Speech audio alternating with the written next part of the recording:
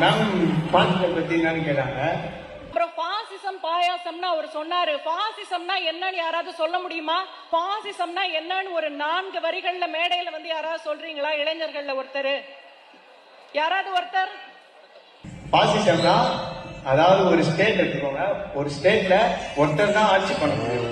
ஆனா அந்த ஆட்சி பண்றது கூட யார் வேணா வந்து சேர்ந்துதான், ஆனா அவர் ஒருத்தர் தான் ஆட்சி பண்ண முடியும். அதுதான்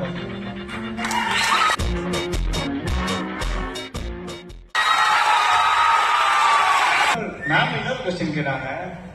திடீர் அரசியல் சார் பேசினாங்க.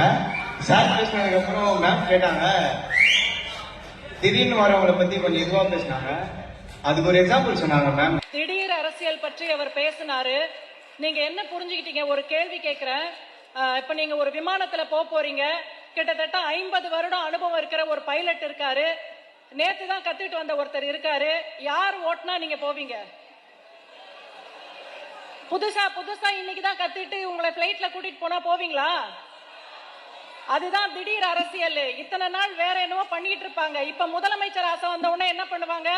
கூட்டம் கூடன உடனே நான் தான் முதலமைச்சர்னுவாங்க. அதாவது 40 வாட்டி பைலட் ஓட்டுனவரை வச்சு கம்பேர் பண்ணி பேசினாங்க.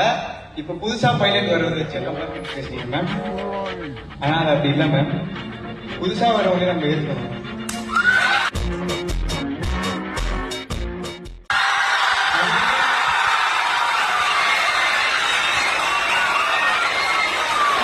பழிசா உணவர் மட்டும் தான் ஓடணும்னா அது அப்ப அவங்களுக்கு மனிதே இல்லை மேம். அதுதான்